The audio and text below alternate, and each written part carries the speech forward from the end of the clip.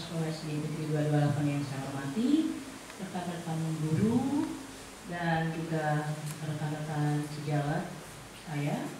Terima kasih. Kita mulai saja. Kita sampai kita dari baik saja Bu ya. Bukan berarti saya di sini saya yang mengajarin, tapi kita berbagi. Mungkin ini pengalaman kami yang sering memberikan masukan, dan juga saya pernah ikut mengadakan penelitian PTK yang bekerja sama dengan guru gitu ya. Atau juga saya juga pernah melakukan penelitian PTK ini di kelas saya, di mahasiswa. Tapi juga saya pernah ikut Bu penelitian PTK bersama guru kolaboratif Bu tahun 2006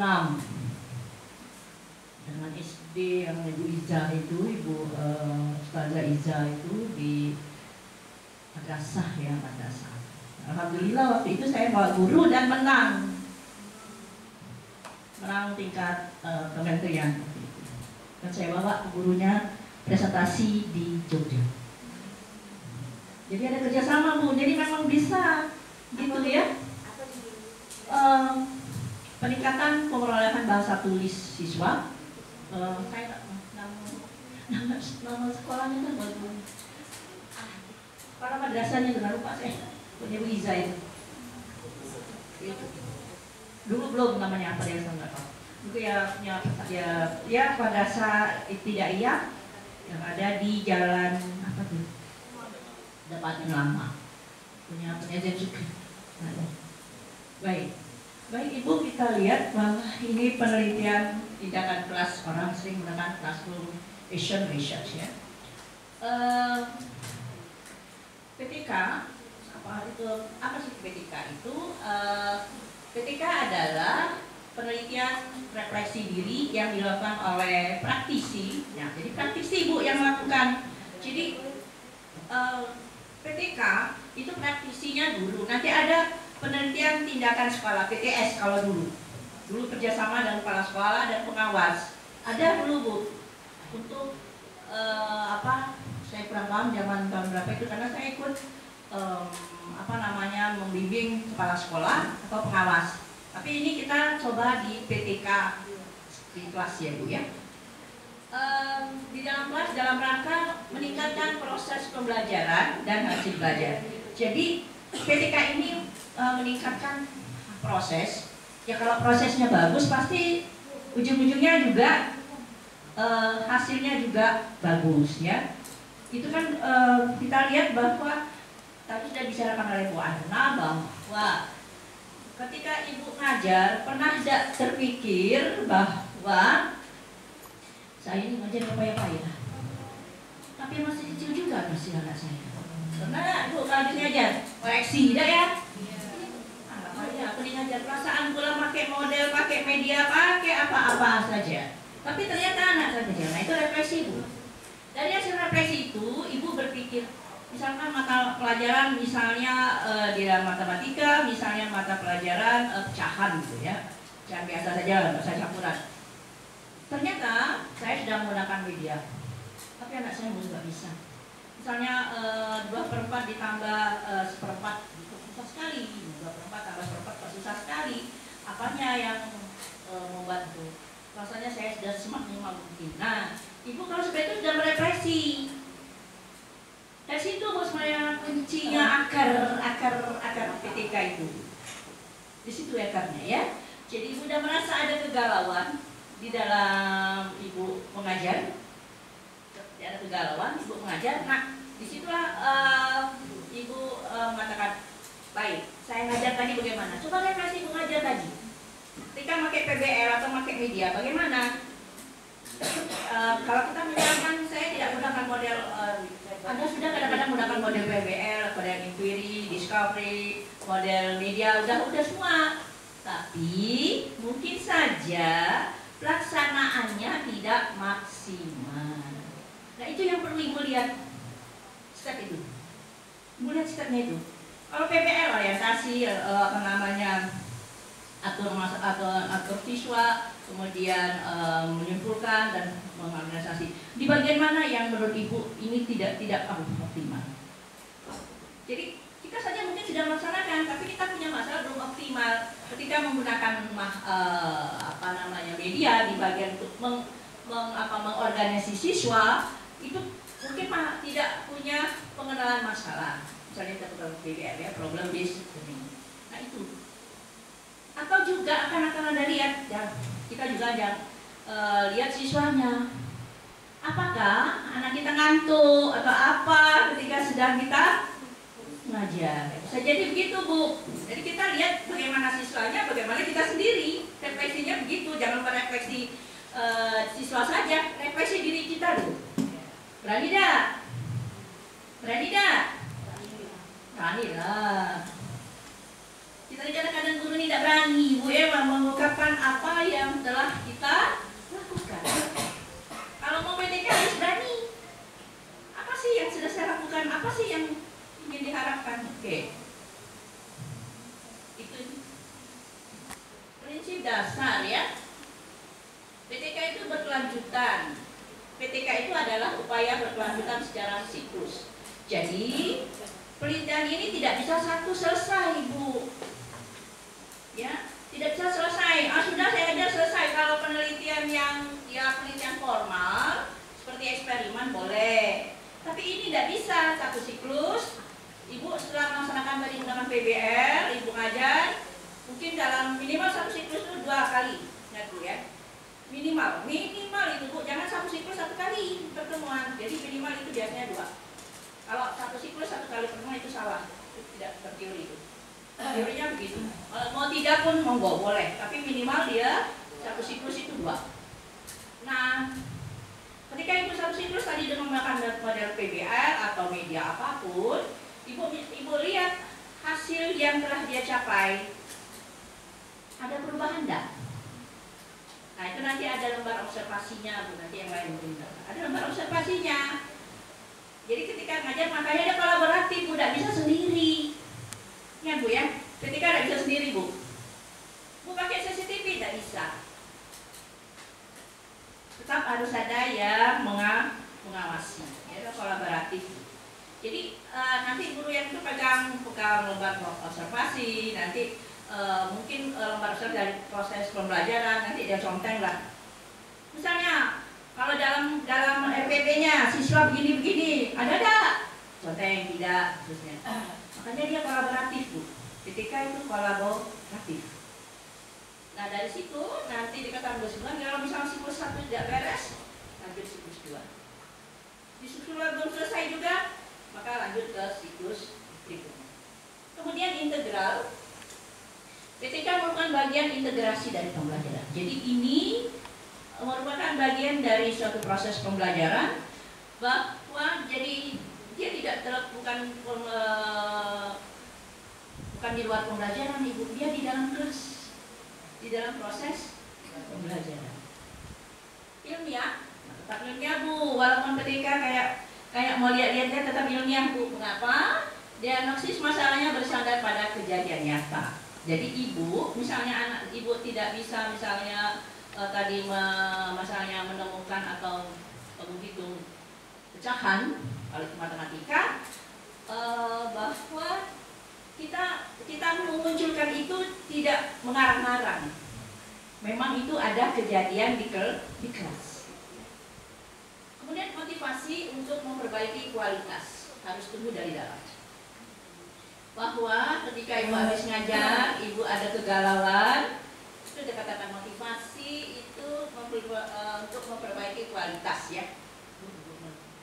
Kemudian terakhir lingkup, masalah dibatasi pada masalah pembelajaran di dalam dan di luar kelas. Luar kelas ini adalah proses pembelajaran, Bu, misalnya di labor atau apa ya.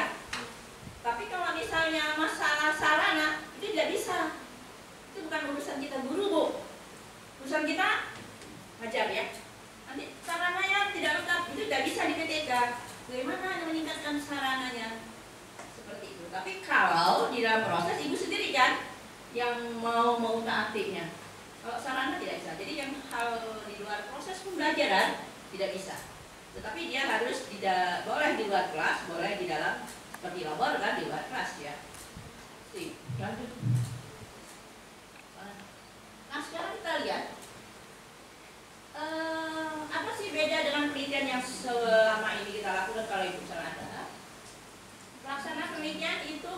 penelitian formal, misalnya ibu mau survei, itu boleh orang lain. Tapi kalau PTK tidak boleh bu, mesti ibu tulah. Boleh dan harus kerjasama dengan guru lain atau dosen boleh. Jadi ibu misalnya mau dalam misalnya relatif sesama teman bu, sama teman ya bu, harus kolaboratif ya. Kemudian masalah dapat berasal dari peneliti kalau formal. Tapi kalau ibu PTK itu dari ibu sendiri, dari refleks. Kemudian sampel penelitian, sampel kalau penelitian formal harus representatif.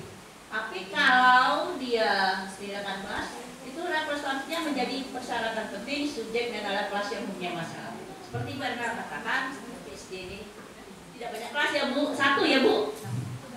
Ini kan kalau misalnya di SMP bu ya, ada guru jam studi kan bu. Nah, dia ngajarkan saat kelas 7 sampai 8 atau 5 deh. 71, 72, 73, 74, 75. Apakah semua itu? Tidak. Pilih satu yang memang misalnya dalam pembelajaran menulis teks eksposisi, kalau di SMP di bahasa Indonesia, ternyata hanya 751 yang bermasalah, yang lain tidak perlu diberi tindakan. Hanya imbasnya apa? Kita ngajar boleh pakai alat yang kita gunakan, tapi kita tidak melakukan perlakuan seperti itu. Kemudian analisisnya, validitas. Kalau penelitian formal harus ada validitas. Ibu misalnya mengukur kemampuan mengukur kemampuan matematika siswa kita. Nah, ibu akan memberikan soal kan? Nah, itu harus di tesnya itu harus dicoba dulu. Tidak bisa langsung diberikan. Itu yang namanya validitas. Diuji dulu soal itu benar enggak, valid enggak, reliable enggak soalnya. Nah, itu beda. Kalau penelitian tindakan kelas, apakah itu harus divaliditas? Tidak, ibulah sendiri yang menganggap bahwa itu soal oke deh. Ya. Bahwa saya akan menguji matematika, biar nanti yang lain akan bahasanya. Ibu akan menguji matematika, misalnya tadi pecahan. Ibu akan buat soal 2/4 tambah 1/4, misalnya 3/4 tambah 2/4 dan seterusnya. Apakah soal itu akan diuji? Tidak perlu. Ibulah yang sebagai guru bisa menilai. Itu namanya lebih menggunakan validitas internal. Itu bedanya PTK. Kalau yang penelitian umum, ibu mau ngetes, itu harus uji dulu, di trial dulu soalnya itu benar enggak, bagus enggak gitu loh. Kalau di PTK tidak. Analisisnya menggunakan analisis statistik yang rumit. Kalau PTK biasanya presentasi saja bu, tidak hanya persen ya, persentase. Jadi 75% atau apa sudah memiliki. Hipotesis, kalau penelitian formal dia memang menunjukkan hubungan antar variabel. Kalau penelitian tidak kelas dia hanya dengan menggunakan media gambar, kemampuan menghitung pecahan biasa dapat ditingkatkan. Itu saja bunyi hipotesisnya. Kalau hipotesis penelitian tidak terdapat hubungan yang positif, nah itu kalau sudah penelitian yang informal ya, seperti itu, bedanya itu saja.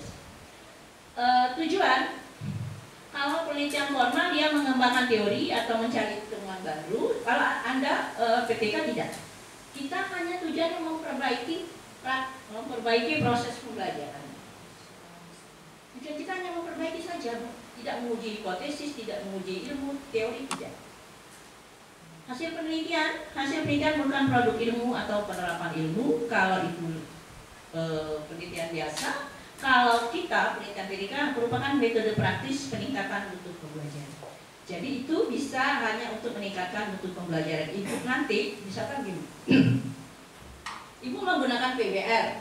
PBR itu udah ada bu teorinya 5. Tetapi ketika ibu mengadakan riset, ibu nanti ada beberapa step-step di dalam PBR itu ibu temui yang tidak ada dalam teori. Itulah teman ibu bagus itu. Tapi PR tetap ada 5. Tetapi mungkin di dalam teori misalnya mengorganisasi siswa, dia orang selama ini menggunakan diskusi, tapi Anda tidak. Karena Anda ubah misalnya di di siklus belajar. Nah itu teman Ibu, bagus. Seperti itu. Oke. Alur melakukan PTK. Pertama itu kita lihat, kita refleksi dulu ya. Refleksi, sudah buat refleksi, kita analisis. Jadi hasil tadi misalnya menulis, menghitung pecahan tadi, kita lihat di dalam mana. Analisis kira-kira apa sebabnya, apa penyebabnya. Kemudian kita buat perencanaan siklus 1, mulai kita buat RPP. RPP baru Bu, jangan RPP Bu yang lama. RPP baru, karena kita akan merencanakan itu. Jadi RPP baru, instrumennya baru, ya, instrumen untuk yang menilai, ya. Kemudian analisis, refleksi. Nah, kita habis perencanaan kita masuk Bu. Di situ ada, kita lihat perencanaan masuk ke situ. Kita melaksanakan, habis melaksanakan tindakan. Ibu merencanakan tahapan menyusun RPP, simulasi, kemudian pelaksanaan di kelas yang udah Ibu buat tadi, Ibu lakukan di siklus 1 dulu. Kemudian menilai. PTK itu Bu, jangan menilai hasil saja, dia harus menilai juga kualitas proses. Mengapa? Sebenarnya kan bisa bohong-bohong ya Bu kalau hasil dadak. Sadar Bu? Bisa lah, 7, 8, 9, 10, betul ber-100 dia. Tapi dalam penelitian PTK tidak itu yang benar. Paling dominan itu adalah proses.